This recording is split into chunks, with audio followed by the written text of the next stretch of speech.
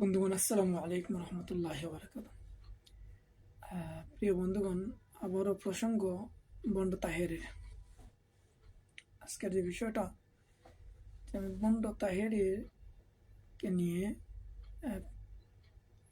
প্রবাস বাংলা ফেসবুক, প্রবাস বাংলা টিকটক সব প্রবাস বাংলা অন্যান্য অ্যাপে একটা ভিডিও শেয়ার করছিলাম। তো আজকে ফেসবুক পোস্টের এই ভিডিওটার একটা কমেন্টস দেখলাম, যে হয়তো সম্ভবত আমার গ্রামের কোনো একজন লিখছেন যে তাহের অনু আবার আমরা গ্রাম আইরা। এটি হলো যে আমার আঞ্চলিক ভাষার লেখাটা আর কি সেভাবে আমি উপস্থাপন করলাম। উনি লেখছেন যে তাহেরি আবার আমাদের গ্রামে আসতেছেন। আসলে এই কমেন্টসটা পরে খুবই দুঃখ পেলাম, কিন্তু মানে বড় আফসোসেরও বিষয় নাই। এটা স্বাভাবিক। স্বাভাবিক বলার উদ্দেশ্য হলো যে আমি বা আমরা যারা আছে, আমার জীবনটাই ওইভাবেই ওইখান থেকেই লালিত পালিত হয়ে এই পর্যন্ত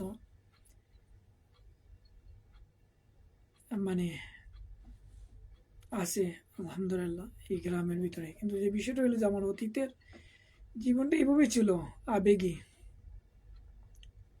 আবেগী ইসলাম জানা, ইসলামকে মানা, ইসলামকে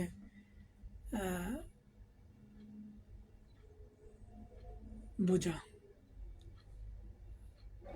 আপনি বন্ধুরা, ইসলাম আবেগে প্রতিষ্ঠিত হয়নি, ইসলামকে আবেগে জানা যায়নি, ইসলামকে আবেগদেরই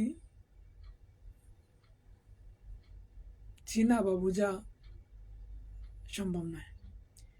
ইসলামকে জানতে হবে ইলিম দেয়ারি, জ্ঞান দেয়ারি এবং পড়া দেয়ারি।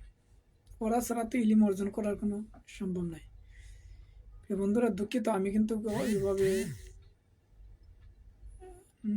মানে কি বলবো, ওই জ্ঞানের অধিকারী নয়। জ্ঞানীদের একজন ছাত্র হতে যদি পারতাম তো নিজেকে ভাগ্যবান মনে করতাম। তো যতটুকু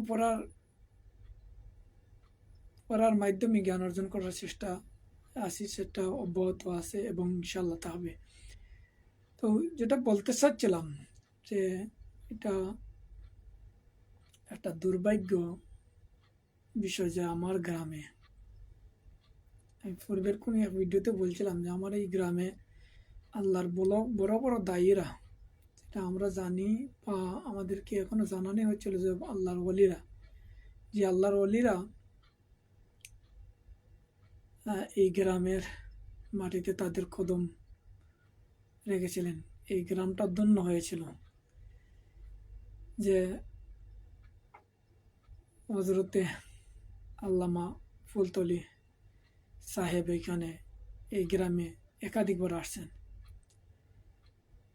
হজরত আব্দুর রহমান ফির সাহেব ফতেপুরি এই গ্রামে মাটিতে কদম বহুবার দেখেছিলাম। হজরত আল্লামা আব্দুল জব্বার সাহেব ফিরজাদা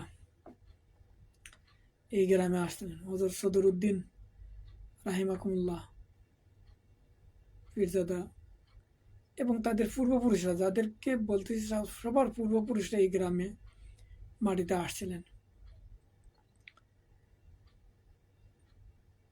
এই গ্রামে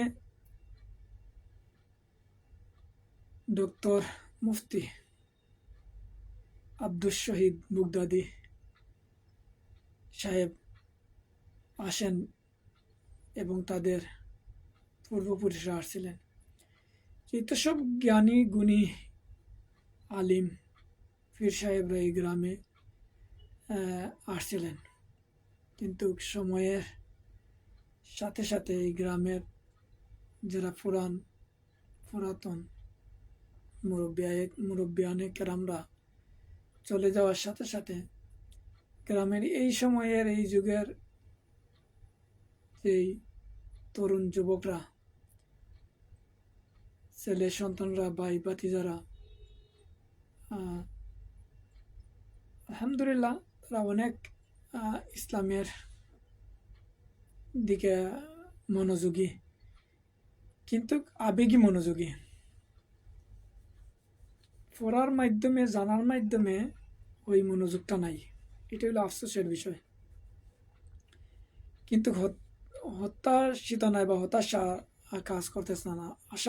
আশান্বিত ইনশাআল্লাহ একদিন তারা আল্লাহর দেওয়া এই কোরআনকে নিজেরা ভালোভাবে অধ্যয়ন করবে, পড়বে, জানবে ইনশাআল্লাহ।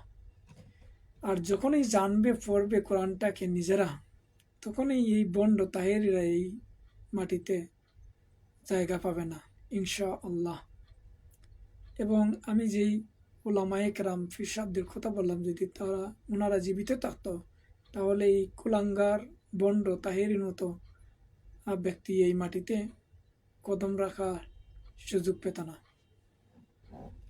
আমি আমার এই তরুণ যুবক ভাই ভাতিজা সন্তানদেরকে বলবো, আসি আমরা কোরআনকে পড়ি, জানি এবং কোরআন দিয়ে আমাদের জীবন গঠন করি। তোমাদের যে আবেগ, এইগুলা এই আলিম নামের বন্ডদের কাছ থেকে ইসলাম কখনো জানতে পারবে না, বুঝতে পারবে না। বরঞ্চ আমাদের ইসলামের নামে আমাদেরকে বোকা বানিয়ে ধোঁকা দিচ্ছে ওরা।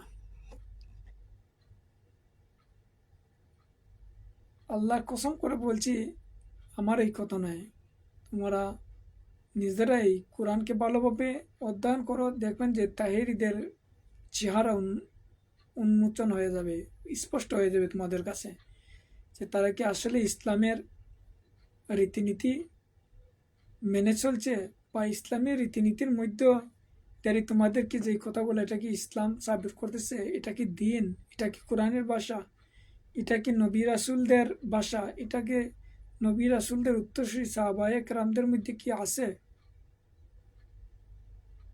কোরআন হাদিস অধ্যয়ন করো, নবী রাসূলদের সিরাত পড়ো, সাহাবায়ে কেরামদের জীবনী পড়ো, তাহলে তাদের এই ভণ্ডামি স্পষ্ট হয়ে যাবে তোমাদের কাছে। আমি দোয়া করি আল্লাহ সুবহানাহু ওয়া তাআলা আমি সহ আমাদের প্রত্যেককে কোরআন হাদিস বুঝে ইসলামকে জানার এবং বুঝার তৌফিক দান করেন। আর যারা এখন আমার সিনিয়র বড়রা আছেন, ভাই চাচা অন্যরা,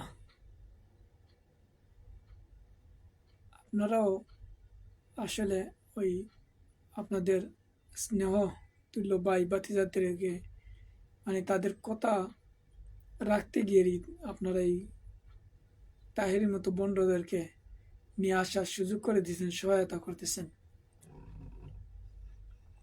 আমি খুব ছোটো থেকে দেখছি যে, আমি যদি বলি, দুই দিক দিয়েই, ভাতিজাও বলতে পারি বা চাচা বলতে পারি, দাদির সন্তান হিসেবে চাচা, এবং বাপের দিক দিয়েই যেহেতু কসির আলী ভাই ছোটো সময়তেই দেখছি যে আমাদেরকে ভাই এবং আমাদের আব্বা তারাদেরকে মামা মামা বলে সম্বোধন করতেন, এবং আব্বা তারাও নাম ধরে ডাকতেন। এই হিসাবে আমরা ভাতিজা বলতে। যাই হোক, যে এই কসির আলী ভাইয়ের সন্তান রকিব আলী, আজকে আমি সহ আমার এই ভাতিজা, আমরা প্রবাস জেলখানায় আবদ্ধ। এই ভাতিজার ওয়াজগুলা শুনছিলাম।